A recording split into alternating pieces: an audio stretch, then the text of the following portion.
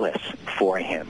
And at the same time, the passion with which he pursued setting things right and the joy of seeing the kingdom of his Father enter into broken people's lives.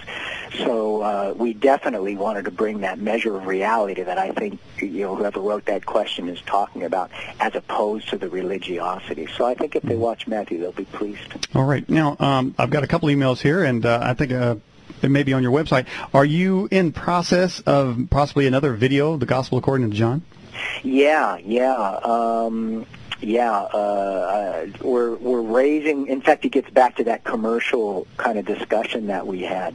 I feel very strongly that these things have to be free of the profit motive. So right now we're in the funding process, and we're raising the funds on a non-profit donation basis. It's going to be a huge project, but I think if I can phrase it this way, the body of Christ comes together.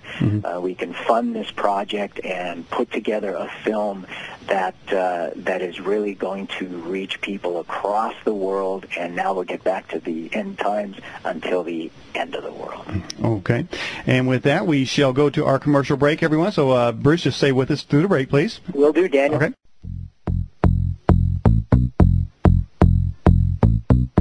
Enlightening, entertaining, and controversial. This is the Edge Radio program with your host, Daniel Ott.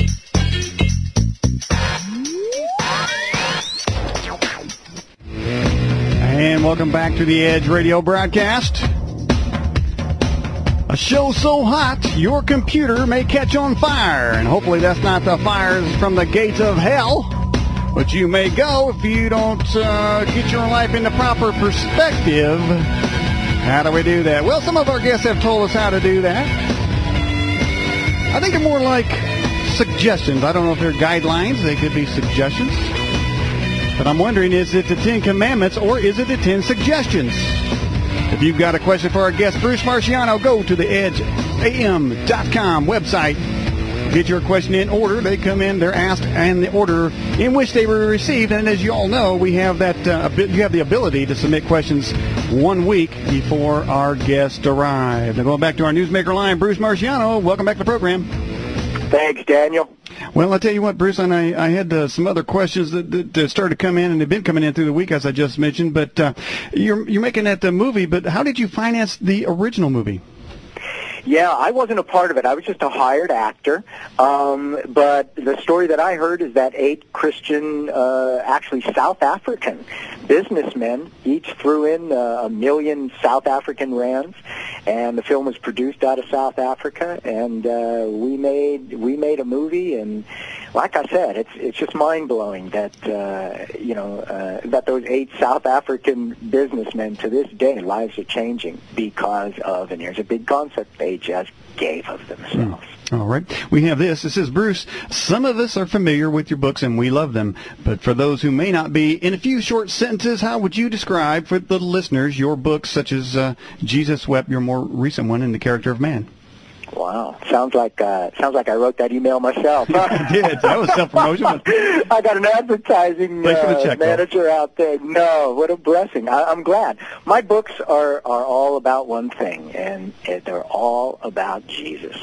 I'm not a theologian. I never went to Bible school. I'm just, to use the catchphrase, the cliche, I'm a sinner saved by God's grace. It's all I am. Mm-hmm. And as an actor in playing Jesus, I had a kind of a cutting-edge, mind-blowing encounter, collision with the reality of who he is in nature, in his person.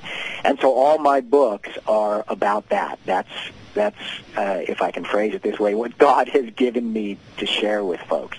Just the way I phrase it, Jesus, Jesus, and more Jesus. So, I wrote one book about the experience of making the film and the man Jesus that I discovered in the process.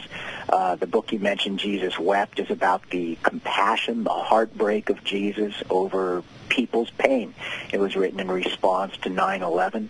My latest book is called The Character of a Man, which is about the masculine Jesus as the ideal of masculinity, the perfect man, so to speak. So yeah, everything I do, everything I write is just Jesus. Speaking about masculinity, and we were referring before we went to the break, talking about Bible versions.